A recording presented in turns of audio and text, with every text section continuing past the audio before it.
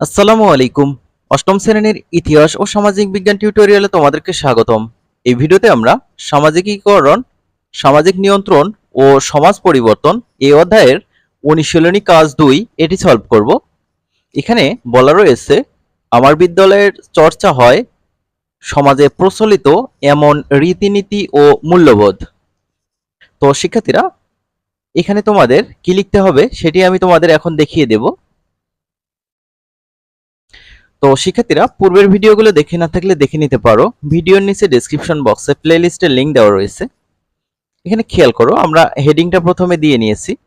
তারপর লেখা হয়েছে, মানুষ সামাজিক জীব।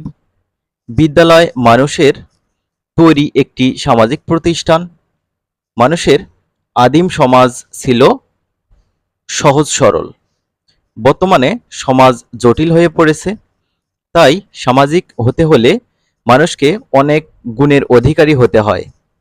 এ সকল গুণ অর্জনে সহায়তার জন্য সমাজ বিদ্যালয়ের সৃষ্টি করেছে। বিদ্যালয় একটি পূর্ণাঙ্গ সমাজ হলেও এটি একটি আদর্শ সমাজ। এখানে শিক্ষার্থীর ব্যক্তিত্বের সুষম বিকাশের প্রতি লক্ষ্য রাখা হয়, কিন্তু বিদ্যালয়ের বাইরে বৃহত্তম সমাজের সক্রিয় সহযোগিতা ছাড়া ব্যক্তিত্বের পূর্ণাঙ্গ বিকাশ হয় না। তাই বিদ্যালয় ও সমাজের সহযোগিতা একান্তভাবে কাম্য। শিক্ষার অন্যতম প্রধান কাজ হল সমাজের বিশ্বাস, মূল্যবোধ, আচরণ, রীতিনীতি ইত্যাদির সঙ্গে ব্যক্তির পরিচয় ঘটানো এবং সমাজের ধ্যান ধারণা ও ঐতিহ্য এক পুরুষ থেকে অন্য পুরুষে পৌঁছে দেওয়া। বিদ্যালয়ে সমাজে প্রচলিত মূল্যবোধের মধ্যে সততা, ভদ্রতা, সহনশীলতা, পারস্পরিক সহযোগিতা, সময়ানুবর্তিতা ইত্যাদি শিখায়। তাছাড়া সমাজের রীতিনীতির মধ্যে বড়দের সালাম ও শ্রদ্ধা করা, ছোটদের স্নেহ করা, পরোপকার, নম্রতা ইত্যাদি চর্চা হয়।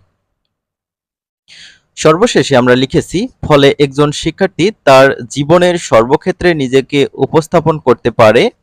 শিক্ষার্থী তার আচরণকে নিয়ন্ত্রণ ও যথাযথ প্রতিভা বিকশিত করতে সক্ষম হয়। আশা করি তোমরা এটি বুঝতে পেরেছো কিভাবে তোমরা এই উত্তরটা করতে পারো। আমরা পরবর্তী ভিডিওতে পরবর্তীতে যে কাজগুলো রয়েছে সেগুলো নিয়ে হাজির হব। শিক্ষার্থীরা, তোমরা ভালো থাকবে, চ্যানেলটি সাবস্ক্রাইব করে পাশেই থাকবে। ধন্যবাদ।